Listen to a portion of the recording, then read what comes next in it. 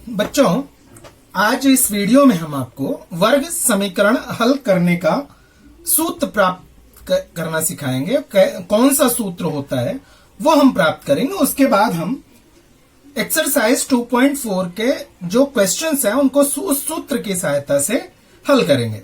तो सबसे पहले हम ये जानेंगे कि वर्ग समीकरण जो हम हल करते हैं वो सूत्र विधि से कौन से सूत्र से आखिर वो समीकरण को हल करते हैं, तो उसको कैसे प्राप्त करेंगे। तो हम जानते हैं कि जो वर्ग समीकरण हल होता है, जो वर्ग समीकरण होता है वो उसका सामान्य मानक रूप कैसे लिखते हैं हम, तो मानक रूप लिखते हैं ax² plus bx plus c equals to 0। ये हो गया क्या, वर्ग समीकरण का मानक रूप। अब इस मानक रूप में हम क्या करेंगे, पूर्ण वर्ग विधि से हम इसका ज्ञात करेंगे। क्या हल ज्ञात करेंगे पूर्ण वर्ग विधि से। तो पूर्ण वर्ग विधि में क्या करते थे बच्चों, हम जो x² का जो गुणांक होता था उससे सभी में हम भाग दे देते थे, दोनों पक्षों में भाग दे देते थे। तो हमने क्या किया, यहां पे a से सब में भाग दे देंगे तो हमें क्या मिलेगा, यहां पे x² प्लस यहां पे a से भाग दे दिया तो b/ax प्लस c/a, और 0 में अगर हम a से भाग देंगे तो हमारा 0 ही प्राप्त होगा। इसके लिए हम इसको छोड़ देंगे। इसके बाद हम क्या करते थे, आपको याद होगा पूर्ण वर्ग विधि में जो ये गुणांक वाला पद होता था उसको दूसरे पक्ष में ट्रांसफर कर देते थे। तो क्या हो जाएगा, इसलिए x² plus b/ax equals to, ये इधर आए तो माइनस c/a। अब जो तीसरा पद है, तीसरा पद हम किस प्रकार ज्ञात करते थे, तो तीसरे पद के लिए क्या करते थे, 1/2 गुणे x का गुणांक का होल वर्ग। अब देखिए 1/2 गुणे x का गुणांक क्या है, b/a। x का गुणांक क्या है, b/a। इसका हम क्या कर देंगे, वर्ग कर देंगे। तो इसका वर्ग करने पे हमें क्या मिलेगा, देखिए यहां पे b², 2 का वर्ग 4 और 1 का वर्ग a²। तो ये जो हमें तीसरा पद प्राप्त हो गया, क्या, b²/4a²। अब दोनों पक्षों में इसको ऐड कर देंगे। तो दोनों पक्षों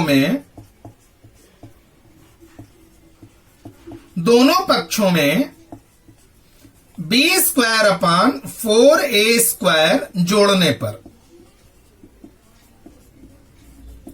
b²/4a² दोनों पक्ष में जोड़ दें। अब दोनों पक्ष में जोड़ के देखते हैं क्या होता है। तो x² प्लस b/a x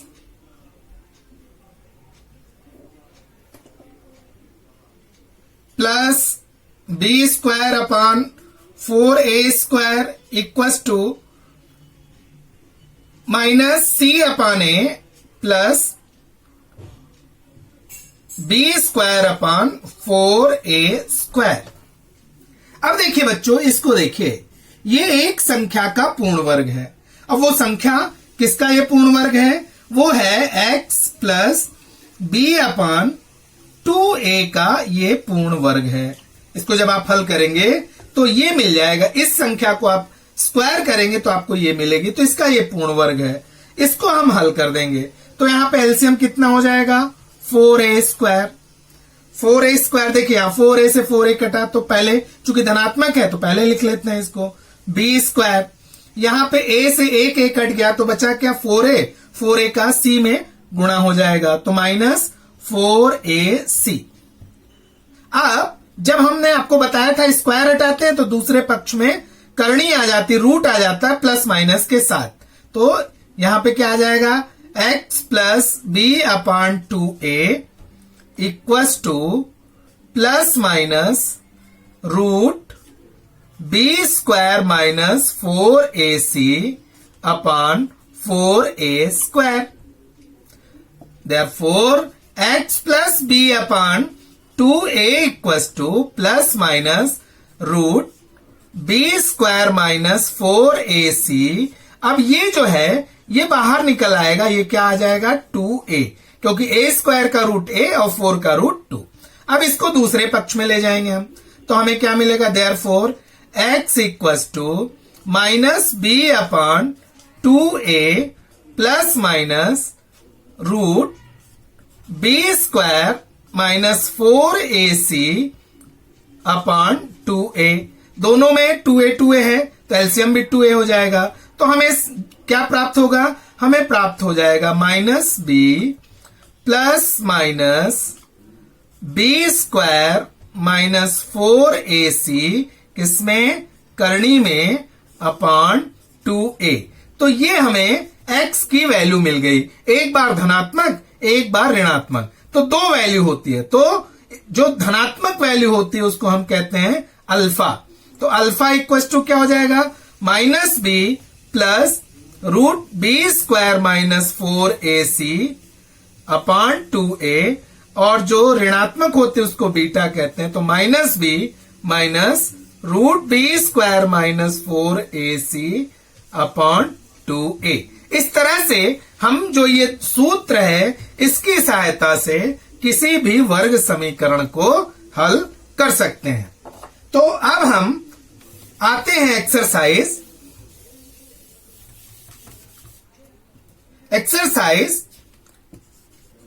2.4 की ओर। एक्सरसाइज 2.4 पे आते हैं। अब एक्सरसाइज 2.4 हम देखते हैं। एक्सरसाइज 2.4 में पहला क्वेश्चन क्या है, तो कह रहा है कि यहां पे कि आप जो इसका बी स्क्वायर माइनस 4ac है उसकी तुलना करके आप a, b और c का मान ज्ञात करेंगे। तो पहला क्वेश्चन है इसका x square minus 7x plus 5 equal to 0।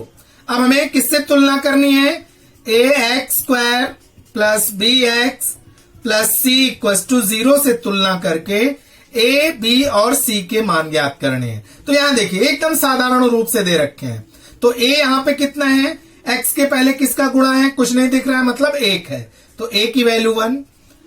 यहां पे x के पहले -7 है तो b की वैल्यू -7, और c की वैल्यू यहां पे जो कांस्टेंट है उसकी वैल्यू है कितनी, 5। जो दूसरा क्वेश्चन है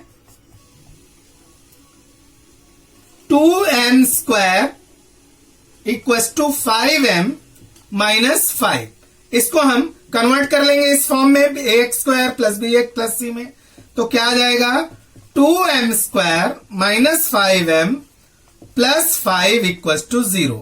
अब कंपेयर कीजिए, तो कंपेयर करने पे देखिए a के a m स्क्वायर, तो a की वैल्यू क्या आ गई 2, माइनस 5m तो m के साथ क्या है गुणांक -5, तो b की वैल्यू क्या आ गई -5, और c की वैल्यू कितनी हो गई 5।